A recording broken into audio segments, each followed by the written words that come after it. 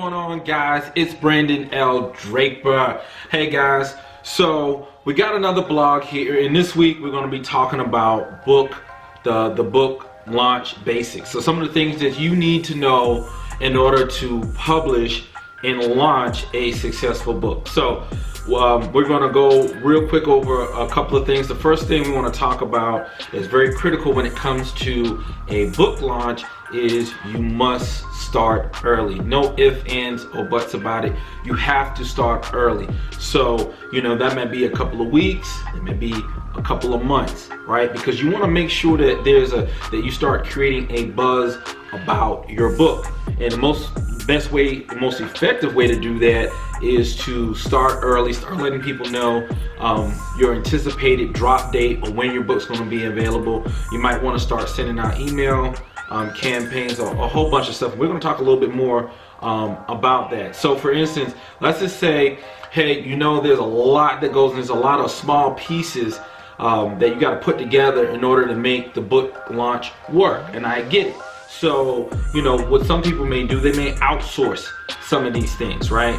Now, I always tell people, you may have a lot on your plate when you're trying to finalize things. So there's a lot of little small things that you may know how to do, but not necessarily have the time to do. You want to hire someone that has credibility in that area, that knows what they're doing and have worked with other people and has been successful. And what they can come and do is do a lot of the other little small things when it comes to your book launch that you don't have necessarily enough time. The next and most important thing in my book, and speaking from a digital real estate standpoint, is you have to have a landing page. And what I would do if I was you, I would create a landing page, and there are a whole bunch of different resources. I use Wix personally, but there's I'm trying to think. There's a couple of other companies out there that does. ClickFunnels is one of them. I know it might be a little bit more expensive, but there are all types of landing pages type of software out there. If you already have a website, and particularly if you have a website with Wix, you can simply create a landing page just for your book, and it's very important that you create that landing page. And what I would do is create some type of email campaign for that. So if you're using the Wix platform, I would definitely tell you to go ahead and create a landing page. If you're not, or you're not comfortable with using Wix marketing, you always can go on to maybe MailChimp. And MailChimp is very, very, very good when it comes to the email marketing. But what you want to do in that landing page is have a copy of your book and have a way for people to sign up, maybe give their name, the email, and a phone number. So what you want to do is you want to start building that list of people. These people that went to the site, they show interest in this book. So when it launches, maybe you might want to send them an email, and an email you might want to have a video explaining, maybe some bonuses, maybe you want to build a course or something along with the book. Whatever that is, that will be your time because you've been building this list. All right. The next thing is social media outreach. It's never too early to start, social media. You might want to maybe create a group around the issue of what the book's about, or maybe a storyline, or whatever it is that you're writing. You can create a group, or you can create a page, like a fan page for that particular book. And you're getting as many people interested in that, and that's something that can definitely be very powerful when it comes for the time when you launch, because now all these eyes are on your stuff, right? All these people on social media, you got a couple of hundred people, maybe even a couple of thousand on this list. You got to look at the numbers. It's a numbers game. So at the end of the day, some may not. But if you legitimately, not trying to build this artificial thing, you legitimately build this social media presence, it's better to have 3,000 real fans that really follow you and want to be in line with your message than to have 300,000 robots or bots attached to your stuff that's not responding, that's not giving the interaction that a lot of these platforms look for. So it's very important that you don't cheat that process. Go through that process with the social media outreach. Be willing to pay money Okay, I'm telling you, be willing to maybe, run some ads. So this is the time when you get real creative and maybe come up with some video content that you can create, but you want to get really, really creative with your social media, and then you might want to sponsor or create an ad to promote that. Now, that's a whole nother conversation because not everyone knows how to effectively do Facebook and Instagram ads, but that is something that you may want to look at. And then also the next thing you also got your reviewer outreach. Getting reviews on your listing is critical. So getting people that's going to give their feedback. Maybe those beta readers you had early on might be the perfect people at this point to start giving you some reviews and things like that. So these are things that you plan ahead of time. You may have some beta readers that were people that were actually truly engaged, maybe 7 people that were truly engaged, and they could give some reviews. And maybe you gave your book out to an additional 5 people that you took their opinion, but they weren't really truly like the beta readers that was inside the process with it, and that's okay. So the next thing is start scheduling interviews. So this is one of the things where there's a whole bunch of podcasts. Everyone that has a particular niche or have an interest or decent following, they create these podcasts, they create different blogs.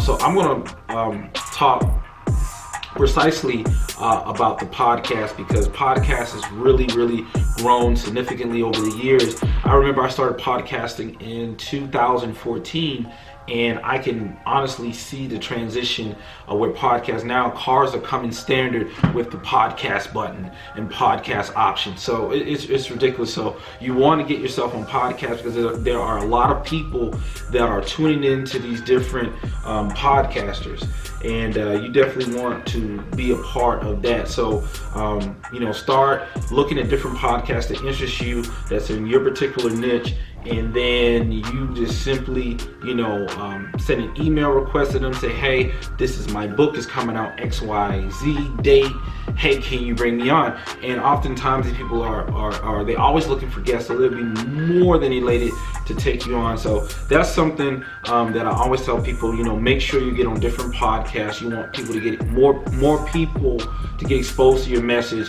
so that you can consistently build an audience. All right, the next thing is blog and email. You can't stop doing that. And I always, when you're blogging and also when you're doing email, let me be an example. So every blog that I put out, I accompany it with a video. So for every blog, there's a video attached to it. And there's a reason for that, because, they say the next 2 to 3 years, over 80-something% of all advertisement is going to be through video. So think about that for a second. People are going to start losing interest in just still photos, right? Or just reading something. They want interaction. They want to see the person. They want to interact. They want to see the emotions and all that stuff. So, blog and emails are still effective ways on doing it. And I always say include video with that. If you do a blog, put a video on it. You send an email, put a video, have a link where they can go see a video and interact. Maybe it's the story that you're telling in the email. Whatever that is, what you want to ensure is that it makes sense, that they can capture that in a video, right? It's very interactive. All right, so next, you gotta have fun in this process. This whole process is supposed to be fun. It's not supposed to be very stressful. So that's why you have to make sure that you're planning it out, that it makes sense, and that you're spreading things out far enough where you're actually able to have fun and enjoy the process, and versus stressing and come out with this last minute date and you're trying to push all this stuff. You're telling people about the launch the day you do the printing, and the printing doesn't come back for maybe a week or 2, right? So there's all types of things. So you want to make sure you give yourself enough time, right? Next thing is Facebook events.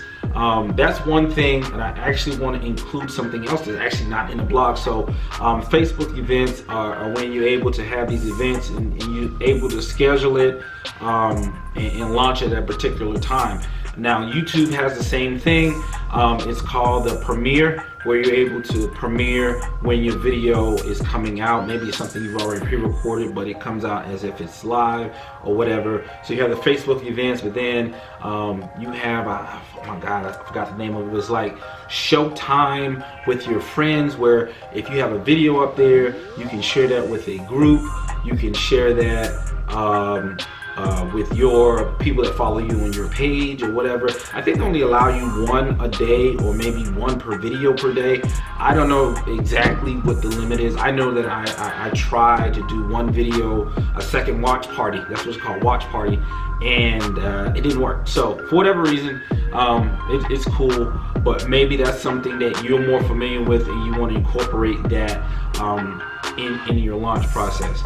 All right, the next thing is book trailers. Book trailers is very important because you think about it. When a movie comes out, the movie is just not just a movie. It's an actual trailer that comes out because it wants to get your attention, captivate you to make you go see the movie or purchase the movie or whatever the case may be. So here's the same thing with the book trailer. You want to entice readers why they should read your book. You know, your book has a trailer. That's very important. A lot of books, they come out, they do not have the trailers, and the ones that do have trailers, they're kind of crummy. So you want to make sure you spend time, you know, plenty of attention, and make it look very professional, that book trailer. And once again, that's something that you can outsource, what we talked about earlier. All right, next thing is host a book signing. So one of the things that we do have a book signing workbook that shows you from A to Z on how to have a book signing. So I'm gonna attach that link here, where you can go ahead and purchase that book signing workbook that's going to allow you to go from A to Z, know all the process, all the things you're going to have to do in preparation so you can have a successful book signing. But a book signing is definitely something that you want to be a part of your launch. It definitely makes everything that you've been, you know, building up, all that momentum to come out into an event. And one of the things I suggest that everyone, when you have a book signing, make sure you invest in photography and video. You want to capture this moment. You want reviews. You want people talking. You want individual. You want to isolate people, get conversations, and you want to document all of that that's going on in this event, because you're going to be able to use some of this stuff as B-roll and other footage that you're doing. You can use it for other promotions and things like that. So you want to use the momentum of that, and you want to capture that with good pictures and good videos. But it's very important. Book signing really sets the precedence for what you're trying to do. All right, so of course there are a whole lot more steps when it comes to, you know, doing a book launch. So we went over a few of them, and I hope that this helps you in your journey of building your book project and publishing your work. I always, you know, try to put out you know, the best information that we can that makes sense, but understand that a lot of people, they go out and they try to Frankenstein stuff together, and they try to get a whole bunch of different people. So my suggestion to you, that may be me, you may want to get coaching or get go through one of our courses or whatever, and that's great if you feel as if you connect with me. If you connect with someone else, definitely connect with them and plug in. What you don't want to do is get a whole bunch of different philosophies on how to do publishing, you know, how to do a book launch, all these things that when it comes to you building your business around your book, you don't want to get a whole bunch of different answers to the same test. All of it's the same test, it's going the same way, and everyone has their own translation on how to do it.